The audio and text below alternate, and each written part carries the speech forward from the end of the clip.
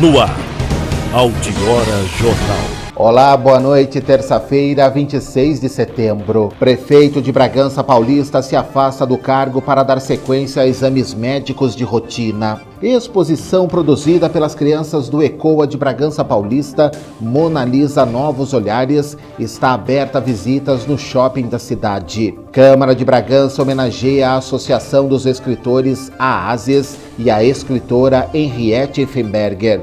13º Vem Passarinhar, passeio em Bragança Paulista com o objetivo de observar pássaros, vai acontecer no próximo final de semana. Atibaia anuncia Betão Alcântara, o novo técnico da equipe para a próxima temporada. E o Bragantino divulga a lista de dispensa com 15 jogadores que disputaram a Série C do Campeonato Brasileiro. Essas e outras informações você confere a partir de agora no Altiora Jornal.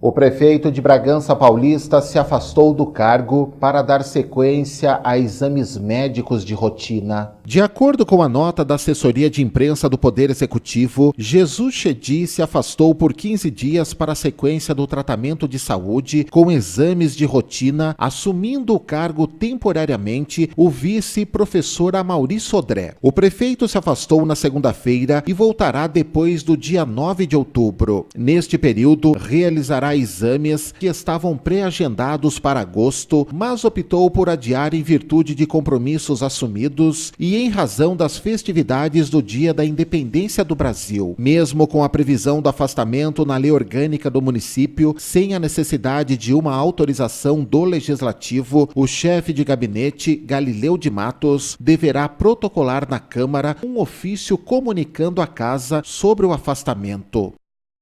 A Câmara de Bragança Paulista homenageou a Associação dos Escritores AASES e uma de suas escritoras. No início do mês, a sessão solene foi em homenagem aos 25 anos da criação da AASES e também para a escritora Henriette Effenberger, que é sócia pioneira da entidade e ocupa a diretoria de comunicação e recebeu o cartão de prata. Talvez fosse desnecessário dizer o quanto essa homenagem me comove e me emociona. Ter o trabalho de formiguinha cultural reconhecido pela Câmara Municipal da cidade onde nasci e resido é motivo de muito orgulho para mim. Duplamente feliz por estar recebendo este cartão de prata juntamente com a ASES, entidade que me proporcionou tudo que eu realizei em termos literários. O cartão de prata da Associação dos Escritores foi entregue à presidente Lirs Cabral Buoso. Como não poderia deixar de ser, sinto-me imensamente honrado e feliz por estar presidente da Associação de Escritores de Bragança Paulista no ano de seu jubileu de prata. Ocupar a presidência da ASES, cargo ocupado anteriormente por brilhantes escritores, é um orgulho e uma responsabilidade ímpar para mim, que outra coisa não busquei ao me associar à ASES, a não ser conviver com pessoas que gostam de literatura. Reporto-me a Lola Prata e a Henriette Effenberger, dentre outros presidentes que realizaram relevante trabalho na ASES por algumas razões. Ambas são incansáveis na defesa dos interesses da ASES e na difusão da literatura em todas as suas modalidades e em todos os níveis. A ASES foi um presente que Lola trouxe para o setor cultural de Bragança Paulista. Foi uma semente que encontrou terreno fértil na chamada Cidade de Poesia, revelando talentos e registrando nossa história em prosa e versos. Nós, bragantinos, lhe devemos isso. Uma exposição produzida pelas crianças do ECOA de Bragança Paulista está no shopping da cidade. Mona Lisa Novos Olhares foi desenvolvido pelo ECOA, espaço de convivência e aprendizado que trabalha com crianças no contraturno escolar. O objetivo foi mostrar obras de Leonardo da Vinci sobre a perspectiva dos jovens e adolescentes. Depois de Da Vinci a exibição, que ficou no shopping por mais de um mês, chegou a vez do pessoal do ECOA mostrar tudo o que aprenderam com a exposição. Os jovens estudaram e pesquisaram pesquisaram a fundo sobre o pintor e estão expondo todo o conhecimento adquirido em forma de arte e estimulando a criatividade e o senso crítico. A exposição Mona Lisa Novos Olhares fica aberta até esta quarta-feira no piso L2 do Shopping de Bragança, próxima à escada fixa, durante o horário comercial. A entrada é gratuita. O 13º Vem Passarinhar em Bragança acontecerá no próximo final de semana. O birdwatching, observação de aves ou passarinhar são sinônimos para a prática de dedicar os sentidos, tempo, alma e coração para a observação das aves. Além de serem avistadas ou escutadas, as aves são as próprias guias, revelando o nosso meio ambiente, as mudanças das estações do ano, qualidade das águas, uso do solo, ocupação humana, entre outras dimensões. A atividade será uma caminhada em grupo com aproximadamente 90 minutos. Pessoas de qualquer idade, com ou sem experiência, podem participar. Os que quiserem levar binóculos e máquinas fotográficas, o material ajuda na observação. Traga algo para o lanche compartilhado após a passarinhada. Será neste sábado, às 7h30 da manhã, no Jardim Público, no centro de Bragança.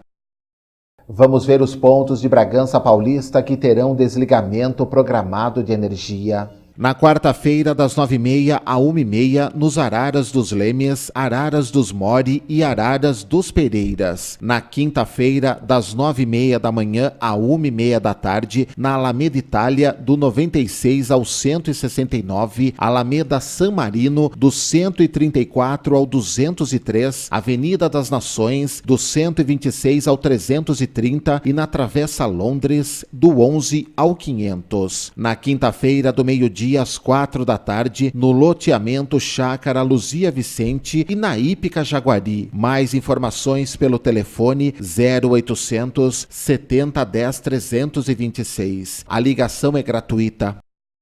Obras preventivas contra as enchentes estão sendo realizadas no Ribeirão do Jardim Califórnia, em Bragança Paulista, na busca de dar uma maior vazão às águas. Uma parceria entre a Prefeitura e uma empresa de materiais para construção e terraplanagem tem viabilizado desde a última quinta-feira a colocação de aduelas no Ribeirão da Avenida Alberto Diniz. A obra está sendo realizada a fim de aumentar a vazão das águas e prevenir enchentes. Ao todo estão sendo instaladas 20 aduelas de concreto retangular de 2 por 2 metros. No local já existem tubos antigos, os quais permanecerão no local, sendo apenas realocados para alinhamento. Devido ao histórico de acúmulo de águas registrados no começo do ano, as medidas foram tomadas. Na terceira reportagem sobre alimentação escolar, vamos falar sobre o cardápio para as creches.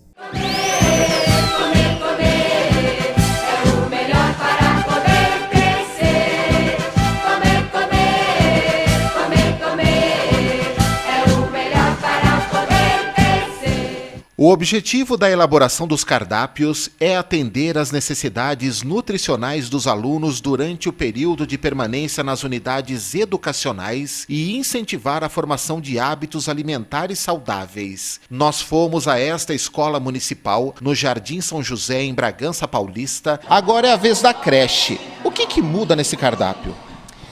Principalmente a composição, né? Tem um número maior de refeições, tendo em vista que ele é elaborado para as crianças de período integral, e a ausência de produtos industrializados, composto mais de produtos in natura.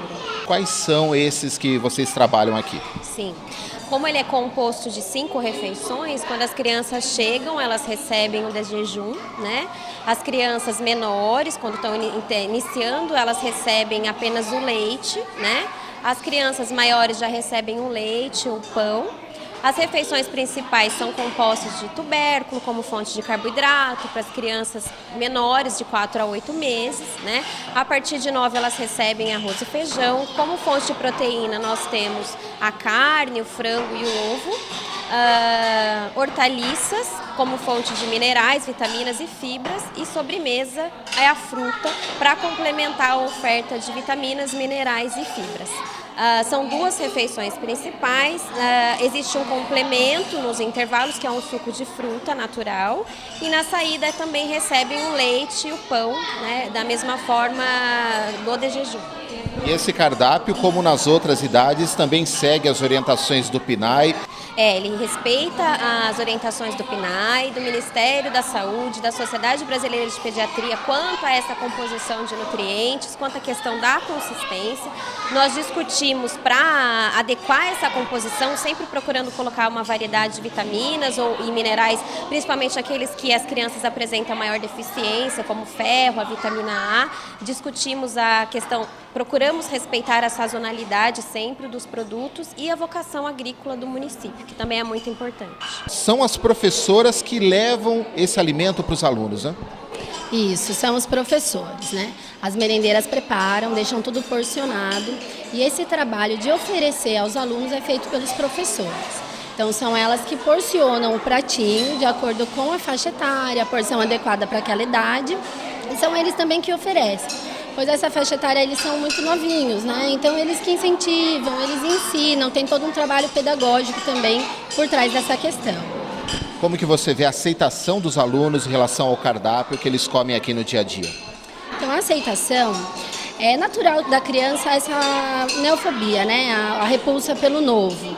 Então a criança ela pode rejeitar de 10 a 12 vezes, que não significa que ela não goste do alimento. Então é muito importante também o trabalho dos professores em oferecer e reoferecer o mesmo alimento várias vezes, para que eles se familiarizem, né? Como a gente tem uma oferta muito grande de frutas, hortaliças, alimentos até diferentes do que eles consomem no dia a dia, então é essencial essa oferta mesmo feita pelos professores. Quanto mais novos, melhor para fazer essa educação alimentar? Com certeza. O hábito alimentar, ele se forma na infância, né? E a gente sabe quantos problemas de saúde, né, decorrentes de uma má alimentação. Então, quanto mais cedo se inicia o hábito alimentar mais saudável, mais a criança, né, vai desenvolver isso no futuro. Diretora, como que você analisa aqui no dia a dia o trabalho que é feito pelas nutricionistas para ter uma boa alimentação aos alunos? O trabalho das nutricionistas, ele é fundamental. Por quê?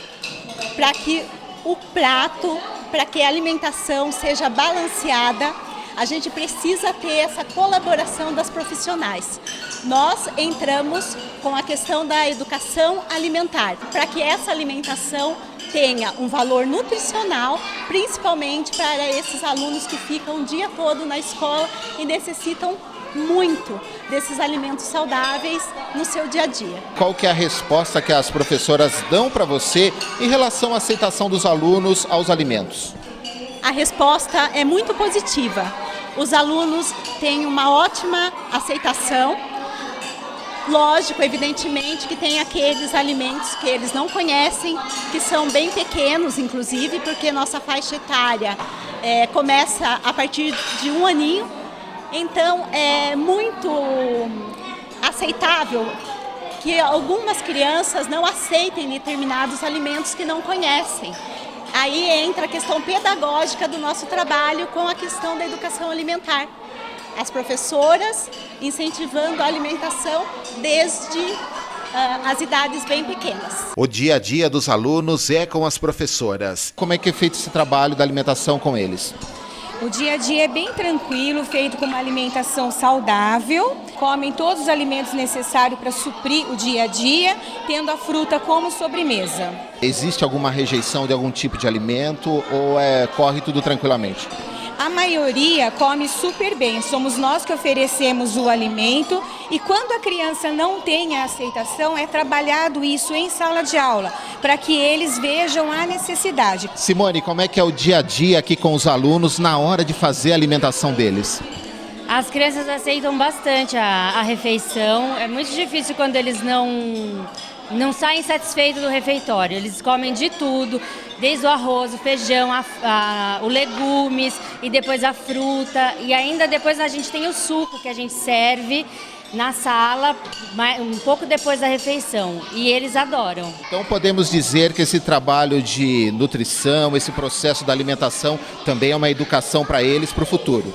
Com certeza é uma educação para o futuro, e muitas crianças às vezes não comem coisas na casa que eles comem na escola. Comer, é o melhor para poder crescer.